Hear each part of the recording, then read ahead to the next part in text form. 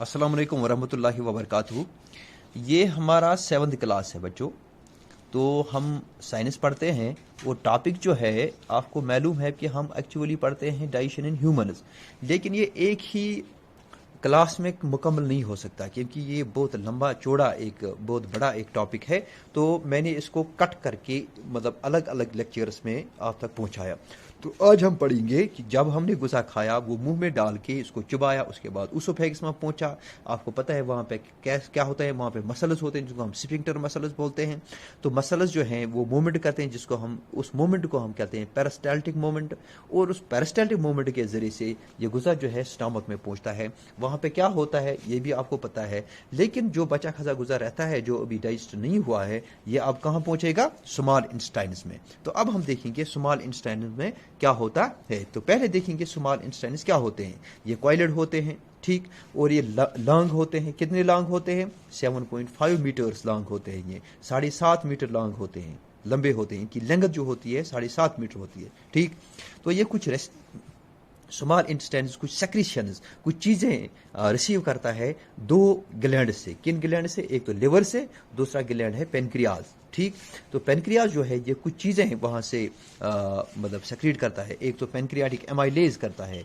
Pancreatic amylase एक क्या है? ये एक एंजाइम है जो कार्बोहाइड्रेट्स पे एक्टिव होता है। पेनक्रियाटिक जूस ये एक रस जैसा है जो किस पे एक्टिव होता है? ये भी कार्बोहाइड्रेट्स पे एक्टिव होता है। तो लिवर जो होता है ना ये सबसे बड़ा ग्लैंड है हमारी बॉडी का, ठीक।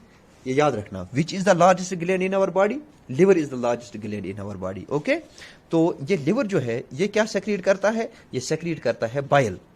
देखो मैं आपको बताऊं कि जब हम मुर्गा मारते हैं ना, उसको ज़बह करते हैं, उसके बाद उसके अंदर से वो जो चीज़ें होती है, मिसाल के अंतड़ियाँ होती है, इसी तरह से वो बाकी बाकी चीज़ें निकालते हैं। आप देख सकते हैं कि वहाँ पे वो नीला वो तेल जैसा वहाँ पे निकलता है, ठीक है ना। एक जमा होता है एक वो आर्गन जिसको हम गॉल ब्लैडर बोलते हैं, ठीक। उसमें वो नीला वो तेल जैसा निकलता है, उसी को बोलते हैं हम बाइल, ठीक। तो लिवर में ये एक्चुअली ये गॉल ब्लैडर में जमा होता है, वहां से जाके ये लिवर में पहुंचता है। लिवर इसको सेक्रीट करता है किसमें? स्मॉल इंटेस्टाइन में। इस बाइल का क्या काम है? ये हेल्प करता है फैट्स को डाइजेशन करने में। किसमें ब्रेक मतलब जब ये एक्ट होता है फैट्स पे तो वहां पे क्या होता है? वहां पे फैटी एसिड्स या जिसको हम कहते हैं ग्लाइसरॉल भी वहां से मतलब ये सिंपलर फूड बनता है। इसको जो फैट्स होती है कॉम्प्लेक्स फूड होता है, ठीक।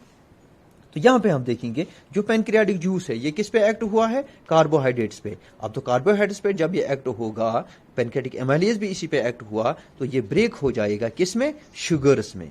यानी शुगर जो है ना ये हमारी बॉडी में in the form of glucose होता है। तो फैटी एसिड्स में किस में ब्रेक हुई है? फैट्स किस में ब्रेक हुई है? फैटी एसिड्स में और ग्लाइसरॉल में। प्रोटीन्स किस में ब्रेक हुई है? एमाइनो एसिड्स में।